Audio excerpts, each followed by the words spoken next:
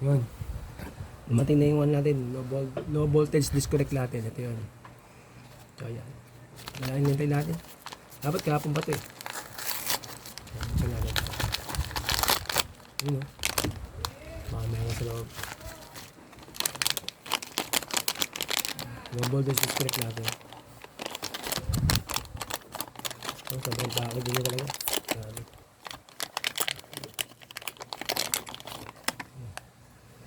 Yun.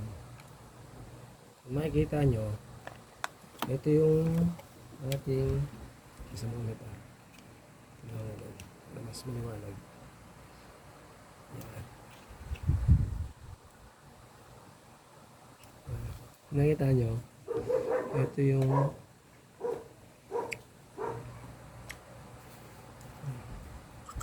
yun, ito yung in 12 volts ay talabas 12 volts dito. Ito yung susuplayan natin tong relay. Yung relay na ito. Para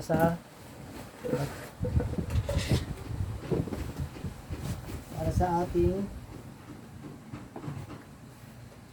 isa nito. Ayan.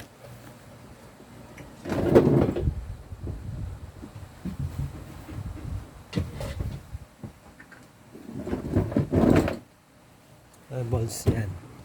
So ito yung susuplayan niya. Itong init to pupunta sa, kung nakikita nyo to is ano 3 volts to 12 volts DC direct current. Kasi ito yung 2 to 20. Yung isa linya pupunta rito. Yan. Ito yung susuplayan niya.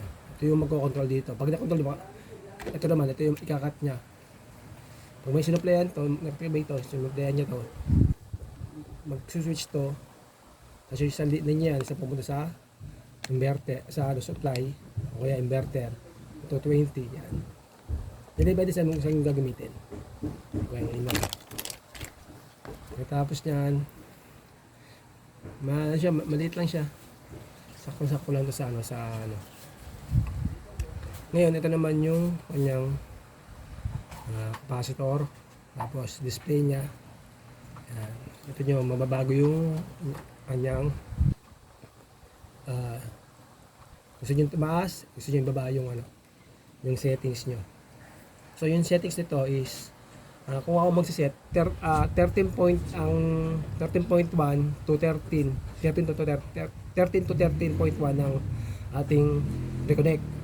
Ang disconnect natin is 12.7 yan to 12.6 o 8 din yan. Kasi kaya ganoon kasi yung 12 volts na yon, 12.8 na yon, poprotekta yun sa battery natin. Ayan. Yan magpoprotekta sa battery natin. Kaya 13.8 para may laman pa rin yung battery natin para mag-supply niya, mataas yung karga. Tapos 12.8 yung reconnect niya. Yung low voltage disconnect niya. Ang mangyayari doon, mapoprotekta natin yung battery. Ayan. Hanggang gagamitin lang natin to hanggang hanggang alas 2:30. Kasi yung supply ng solar natin ng ating what I call this, ating liwanag ng araw simula alas 11. Yun yung pinaka high peak niya hanggang alauna, media 2.5 hours. Yan.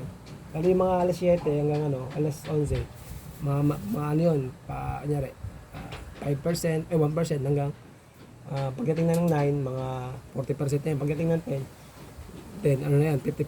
Tapos bilang palo na 11, 100% yung yung kanyang kuha ng power. So yan, ayun lang. So yan. So, yan. Okay. Napakaganda nga pala na meron kang low voltage disconnect. Pag bibili ka nga pala nito, kailangan bago ka mag-solar, kailangan meron ka din nito. Sabay nito ang battery saka to. Pagsabayin mo yung dalawa na ito. Napakaganda nito. Thank you.